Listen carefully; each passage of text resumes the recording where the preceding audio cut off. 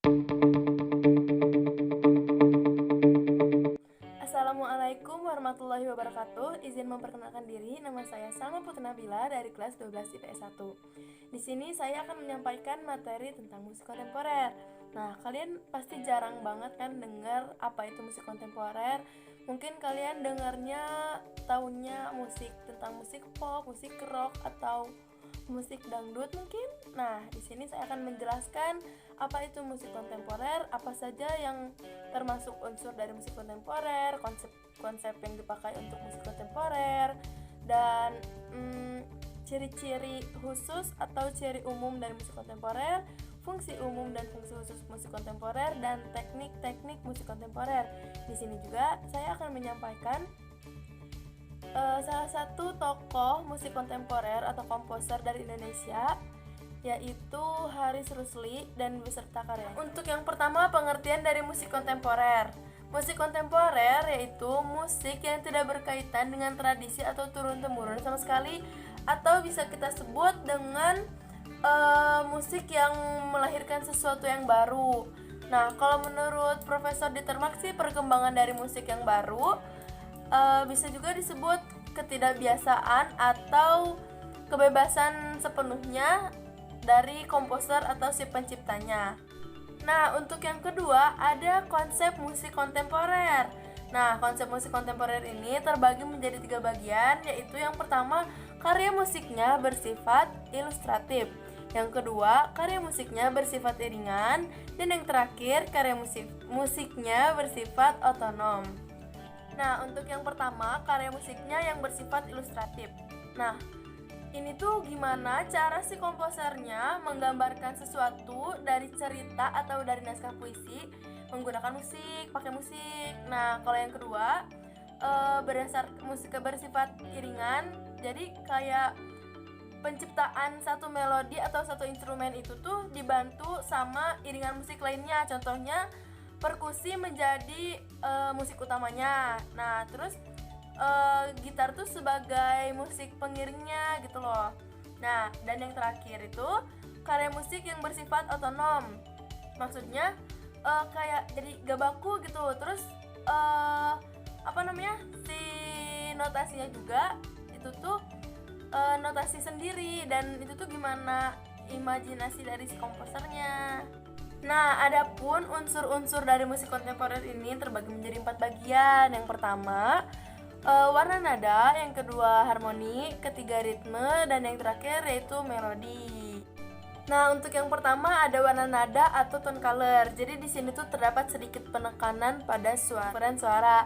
Nah, untuk yang kedua ada harmoni. Nah, harmoni ini terdapat 2 kunci nada yang terdengar secara bersamaan. Nah, dalam harmoni musik kontemporer ini menggunakan 4 kunci nada. Yang ketiga ada ritme. Nah, ritme ini yaitu penggunaan 2 ritme yang kontras yang digunakan secara bersamaan. Dan yang terakhir yaitu melodi, memiliki range yang lebar dan besar dan menggunakan 12 nada krimatik tanpa tonal center.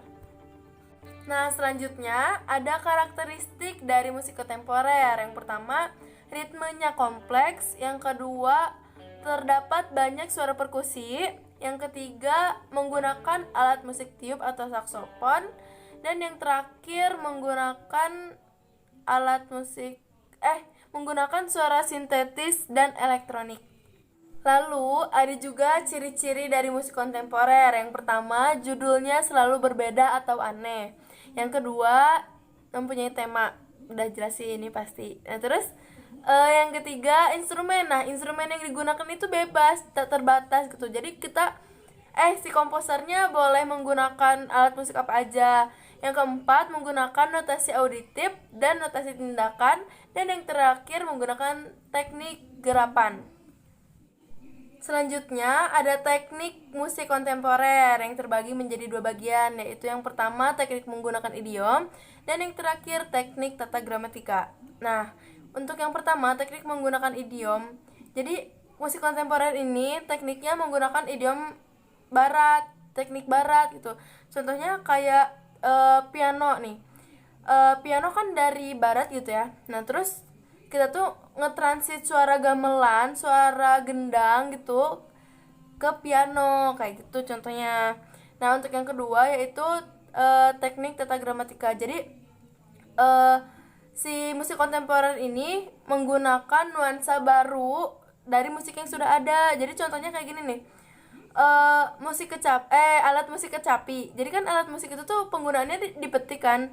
Jadi kalau kita pengen nuansa baru, kita pakai alat baru atau misalkan pakai kuku juga bisa. Jadi kayak bukan dipetik caranya. Jadi kayak digesek atau gimana gitu. Jadi kayak penggunaan cara alat musiknya berbeda dengan penggunaan cara musik yang aslinya, seperti itu.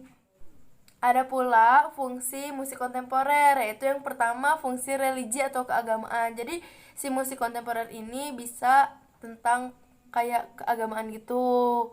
Nah, terus yang kedua ada fungsi komunikasi. Jadi si komposer ini mengemukakan gagasannya lewat musik. Jadi dia tuh mengkomunikasikan gagasannya lewat musik kepada masyarakat. Yang ketiga ada fungsi pendidikan.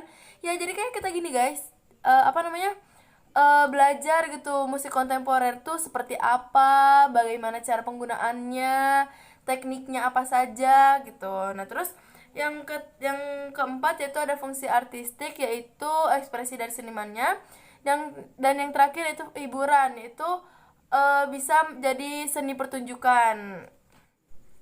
Nah, adapun tokoh dari musik kontemporer ini saya mengambil dari Indonesia. Oh. Jadi di sini saya mengambil tokoh yang bernama Hari Rusli. Jadi beliau itu disebut sebagai tokoh yang melahirkan sesuatu yang berbeda, yang komunikatif dan gencar akan kritik sosial. Jadi dia tuh menggunakan karya-karya. Jadi beliau itu dalam menghasilkan karya-karyanya dia menggunakan ragam alat musik seperti gamelan, gitar, biola, perkusi, keyboard, dan piano. Nah, adapun salah satu karya dari Hari Rusli yang saya ambil yaitu Cio Cio Werkewer, yang kayak gini loh lagunya tuh, kayak bukan lautan hanya kolam susu, yang kayak gitu. Jadi sekian yang bisa saya sampaikan. Mohon maaf bila terjadi dan terdapat kesalahan dan kekurangan dari diri saya ataupun perkataan dari saya.